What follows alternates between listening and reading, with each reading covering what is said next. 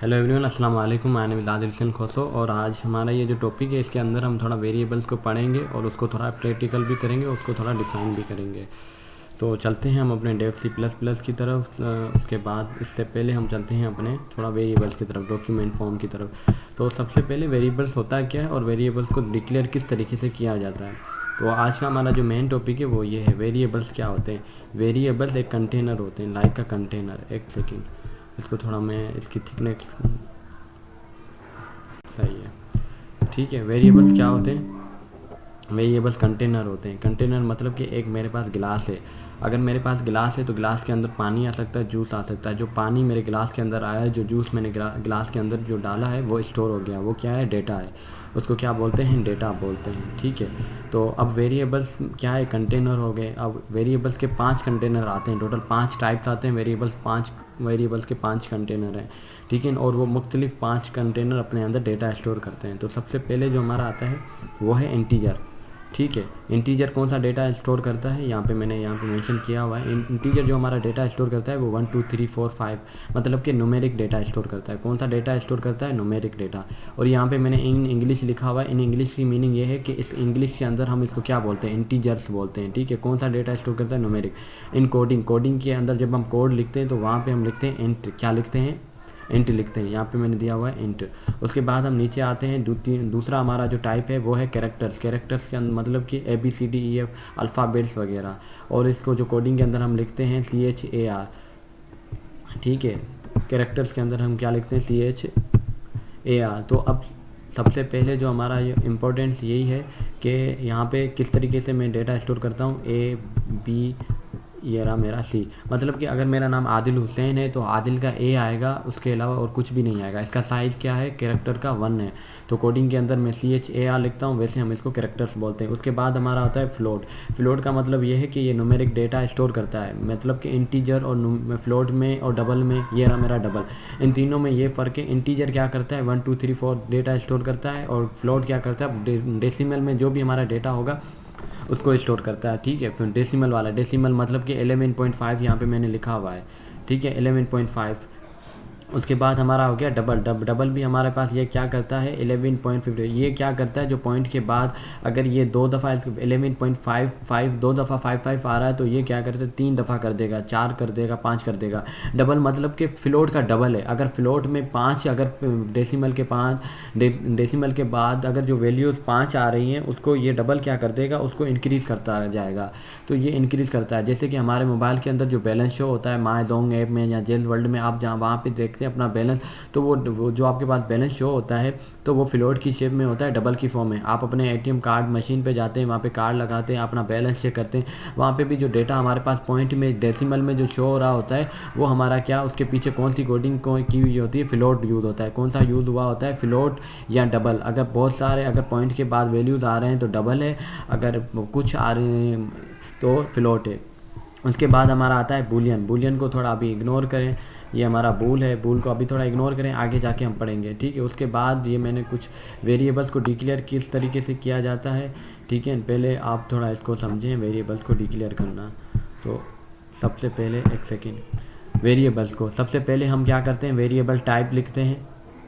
ये मैंने टाइप लिखा है। उसके बाद मैं वेरिएबल नेम लिखता हूँ, ये मेरा वेरिएबल नेम हो गया, ठीक है। यहाँ पे मैंने लिखा हुआ है वेरिएबल नेम हो गया। उसके बाद ये मैं बराबर की सिंबल्स लगाता हूँ। ये बराबर की सिंबल्स से हमें पता चलता है कि इसके अंदर कुछ डेटा स्टोर मैं करने जा रहा हूँ। इसके अंदर डेटा स्टोर अंदर होने वाला है। कौन सा मैंने डेटा स्टोर किया? इसके अंदर एक 10 इंट स्टोर किया है, मतलब कि इंट। यहाँ पे लिखा हुआ है इंट, थोड़ा नोट करें। यहाँ पे मैं माउस कर्सर को यहाँ पे लेके आया हूँ। इंट मैंने टाइप लिखा है, int value data variable name है। उसके अंदर मैं कह रहा हूँ कि मैंने एक वेरिएबल लिया है, एक वेरिएबल बना रहा हूँ, एक वेरिएबल डिक्लेयर कर रहा हूँ जिसका नाम इंट, डेटा टाइप है इंट। उसके अंदर मैंने उसका नाम रखा है वैल्यू। कुछ भी मैं रख सकता हूँ, नंबर्स भी लिख सकता हूँ, आदिल भी लिख सकता हूँ, कुछ भी, ठीक है। यहाँ पे मैंने लिखा है वैल्यू। उसके बाद बराबर की साइन है, इक्वल की साइन। इक्वल की साइन मतलब कि ये इसके अंदर आप कोई डेटा स्टोर करने जा रहे हो। तो मैंने स्टोर क्या किया? 10। मतलब कि अगर इसका एग्जाम्पल, इतना अच्छा एग्जाम्पल ये है कि मेरे पास एक गिलास है, ठीक है। अब मेरे पास गिलास, जो मेरा गिलास है, गिलास के अंदर मेरा पानी, गिलास क्या है? वेरिएबल नेम है। गिलास क्या होगा? गिलास तो एक वेरिएबल है। गिलास ठीक है। गिलास इसको हम क्या कहते हैं, गिलास कहते हैं, GLASS। ये एक नेम हो गया, ये क्या हो गया, एक वेरिएबल नेम हो गया गिलास, ठीक है। उसके अंदर बराबर उसके अंदर मैं क्या दे रहा हूँ, डेटा। गिलास के अंदर मैं पानी स्टोर कर रहा हूँ। ये यहाँ पे मैंने 10 लिखा हुआ है, पानी। पानी क्या हुआ, उसका डेटा हो गया। जो चीज़ उसके अंदर स्टोर हुई है वो उसको डेटा कहते हैं। जैसे कि मैंने इंट एक डेटा एक टाइप लिया है, वैल्यू उसका नाम रखा है, और बराबर मैंने बराबर दे के 10 कर दिया। मैंने कहा भाई इसके अंदर वैल्यू के अंदर मैं 10 वैल्यू दे रहा हूँ, क्या 10 वैल्यू, 10 में किसके अंदर 10 पॉइंट्स दे रहा हूँ, 10 इंटीजर दे रहा हूँ किसके अंदर, वैल्यू के अंदर। तो ये मेरा एग्जांपल था। उसके बाद हम चलते हैं कोडिंग की तरफ। कंट्रोल एन करते हैं, सबसे पीछे हैश इंक्लूड, ठीक है, और stdio.h करते हैं, stdio.h करते हैं, इंट मेन करते हैं। ये अभी फ़िलहाल सी लैंग्वेज में लिखने जा रहा हूँ, सही है, सी लैंग्वेज। फ़िलहाल आप थोड़ा सी लैंग्वेज को समझें। ओ सॉरी, ये इसको मैं यहाँ से कट कर देता हूँ। आप फ़िलहाल अभी सी लैंग्वेज नहीं, आप अभी जो नोट करें वो अब नोट करते हैं C++, ठीक है। हैश इंक्लूड, क्योंकि मेरे पास थोड़ा टाइम नहीं है, मेरे टाइम का इशू है इस वजह से, ठीक है। यूजिंग नेम स्पेस std मैंने लिखा है, ठीक है। ये मेरी C+ लैंग्वेज है। कौन सी लैंग्वेज है, C+ लैंग्वेज है। कौन सी लैंग्वेज है, C+। प्लीज़ आप थोड़ा इसको नोट डाउन करें। अब यहाँ पे मैं लिखता हूँ, इंट मैंने लिखा है, इंट दिया है, वैल्यू दिया है, ठीक है। वैल्यू के बाद देने के बाद मैंने लिखा है 10। अब इसको मैं क्या करूँगा, सी आउट करूँगा। सी आउट क्या होता है, प्रिंट एफ होता है। अब यहाँ पर मैं लिखता हूँ वैल्यू। अब इसको आप इस कोड को थोड़ा नोट डाउन करें, ठीक है। इसको एक सेकेंड में इसको कंट्रोल C करता हूँ, एक सेकेंड थोड़ा वेट करें। ओपन करने के बाद मैं यहाँ पे जाऊँगा वेरिएबल्स, एक सेकेंड, कंट्रोल V करता हूँ। तो ये मेरा किसका कोड है, C+ का कोड है। यहाँ पे मैंने क्या दिया, एक वेरिएबल डिक्लेयर किया है। क्या है ये, एक वेरिएबल डिक्लेयर किया है, ठीक है। इसको क्या कहते हैं, वेरिएबल डिक्लेयर किया है। वेरिएबल्स वैल्यू, इसके अंदर जो वैल्यू है, मैंने वेरिएबल का नाम रखा है वैल्यू, उसके बाद बराबर मतलब कि इसके अंदर मैं 10 दे रहा हूँ, ठीक है। अब मैं सी आउट करूँगा 10। अब इसको मैं रन करूँगा, देखिए मेरे पास क्या आउटपुट आता है, ठीक है।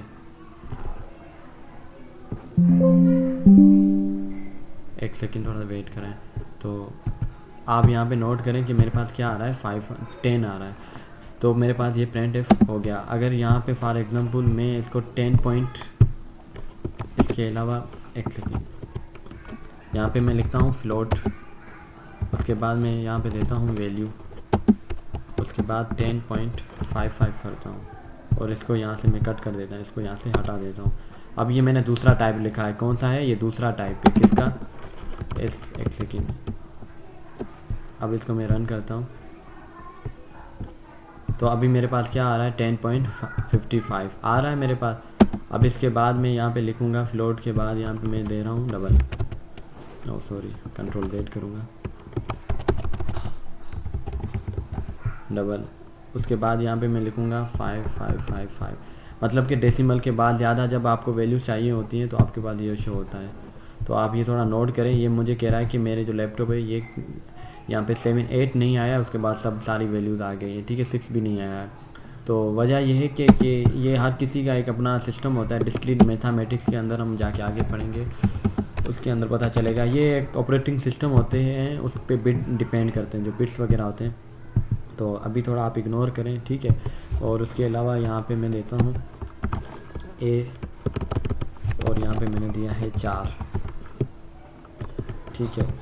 अब इसको मैं रन करता हूँ, मेरे पास क्या शो हो रहा है, A शो हो रहा है, ठीक है, A। अगर फॉर एग्जांपल यहाँ पे मैं इसको E हटा देता हूँ, अब देखिए मेरे पास क्या, अब मेरे पास एरर आ रहा है, कह रहा है कि value was not declare in this scope. उसने वो कंपाइलर कह रहा है कि भाई आपने ये जो वैल्यू लिखा है मुझे तो समझ में नहीं आ रहा ये वैल्यू है का। तो इसको मैं यहाँ से ई को यहाँ पे, ये जो यहाँ पे जो नेम होगा वही नेम हमें सी आउट के अंदर लिखना होता है, ठीक है।